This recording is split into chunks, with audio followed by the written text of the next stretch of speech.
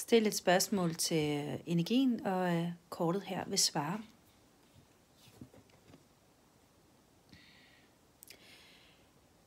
Ja, Page of Wands. Jamen, igen, du står på en ny, passioneret begyndelse. Den er helt ny og frisk.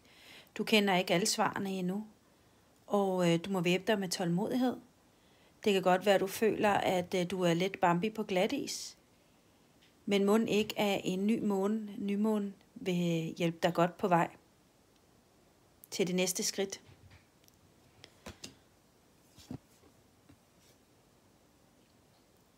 Jeg svæver, jeg har lige blandet de her kort, og det er de samme, der kommer op, som lige har været der. Der vil komme en besked ind i nærmeste fremtid, og sørg for at holde din dagligdag knivskarp, som du altid gør, med det, som fylder dit hjerte, fylder din glæde og dine kopper op. Nu gør vi altså lige sådan her. Det her, det handler om noget, som er rigtig, rigtig sårbart, og det handler om noget, som er rigtig passioneret. Det her, det handler om to sider. Det handler om yin og yang. Det handler om at komme ind og kende nogle virkelig dybder i sig selv. Det, der også falder ud her, det er djævlen. The Devil kommer ind med rigtig meget toxic adfærd. Og vi har The Tower.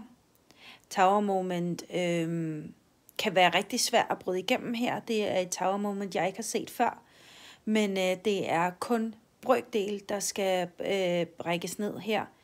Der er mange ting, som er elementerne, som spiller rigtig godt. Men det handler rigtig meget om lys på skyggesider. Og så har vi The Star. Håb, fantasier.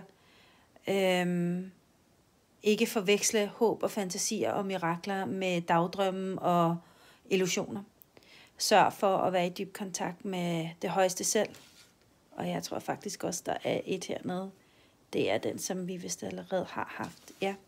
Men held og lykke derude. Vi slutter af med The Star. Rigtig god weekend herfra.